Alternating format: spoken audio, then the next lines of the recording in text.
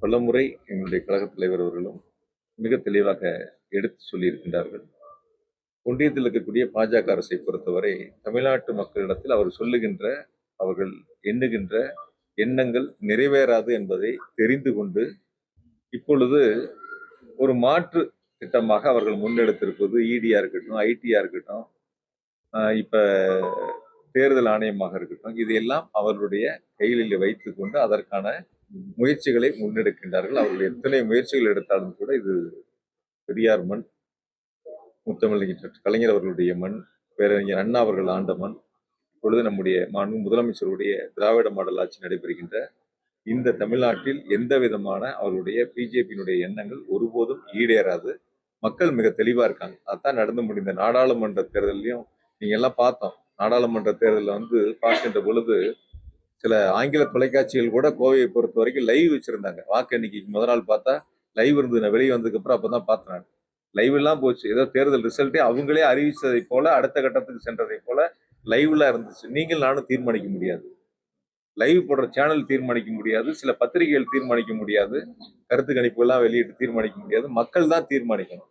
ஆக அப்படி மக்கள் தீர்மானிக்கப்பட்டதான் நடந்து முடிந்த உள்ளாட்சி தேர்தலாக இருக்கட்டும் கோவையில், அதற்கு பிறகு நடந்த நாடாளுமன்ற தேர்தலாக இருக்கட்டும், முதலமைச்சர்களுக்கு மகத்தான ஒரு வெற்றியை கொடுத்திருக்காங்க. அந்த வெற்றி தான் வரக்கூடிய சட்டமன்ற தேர்தலையும் தொடரப்போகுது.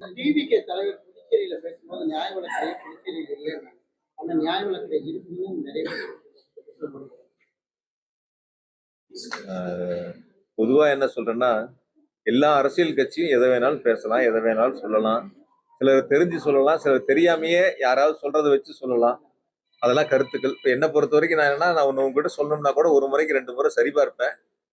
எனக்கு அது முழுமையான விவரங்கள் கையில் இல்லைன்னா கூட சம்பந்தப்பட்ட அதிகாரிகள்கிட்ட கேட்டு அதற்கான கருத்துக்களை உங்ககிட்ட பகிர்ந்துக்குவேன். அப்படி இல்லைன்னா நான் கேட்டுட்டு சொல்றேன்னு சொல்லுவேன். அந்த வகையில ஒருத்தர் ஒரு கருத்து சொன்னாங்க, அவர் ஒரு கருத்து சொல்லியிருக்காரு. அது யாரோ சொல்லியிருப்பாங்க, அதை வச்சு சொல்லியிருப்பாரு. பட் முழுமையா இருக்கா இல்லையான்னு தெரிஞ்சுக்கிட்டு சொல்லி இருந்திருக்கலாம். ஒரு கருத்துக்கள் பேசுகின்ற பொழுது ஒரு கட்சியை சார்ந்தவர் பேசுகின்ற பொழுது முழுமையா தெரிஞ்சுக்கிட்டு பேசுறது வரக்கூடிய நாட்கள்ல நல்லதா இருக்கும். அதுதான் மக்களும் எதிர்பார்ப்பாங்க. அப்ப எதுவுமே தெரியாம வெறுமனே உட்கார்ந்து A4 சீட்டை கையில கொடுத்தாங்கன்னா நான் அப்படியே படிப்பது என்பது ஏற்புடையதல்ல. அது ஒவ்வொரு கட்சி அவங்களுடைய இருக்கிற சூழல் நீங்க புரிஞ்சுக்குவீங்க, மக்களும் புரிஞ்சுக்குவாங்க.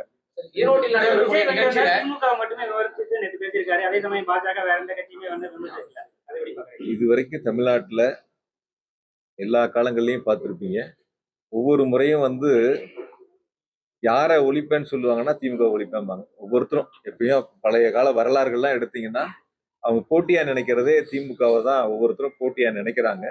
அப்படி திமுக போட்டியா நினைச்சாதான் தங்களால வளர முடியும் அப்படிங்கிறது அவங்களுக்கான ஒரு குறிக்கோளா கையில வச்சுக்கிறாங்க. அந்த அடிப்படையில கூட சில பேர் அது மாதிரி முன்னெடுப்பதற்கான நிலைகள் இருக்கலாம்.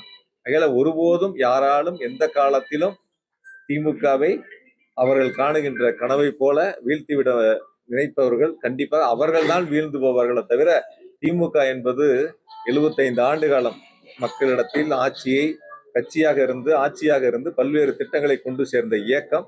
ஆகையால் திராவிட முன்னேற்ற கழகம் என்பதுதான் தொடர்ந்து நம்முடைய முதலமைச்சர்கள் 2வது முறையாக 2026ஆம் ஆண்டு தமிழ்நாட்டுடைய முதலமைச்சராக ஆட்சி பொறுப்பை ஏற்பார்கள். அதில் எந்த விதமான மாற்று கருத்தும் இல்லை. கோவையை பொறுத்தவரை முதலமைச்சருடைய சாதனை திட்டங்களை சொல்லி மக்களிடத்தில் வாக்குகளை பெற்று அதிகமான தொகுதிகளில் கோவை மாவட்டத்தில் திமுக தலைமையிலான கூட்டணி மகத்தான வெற்றி.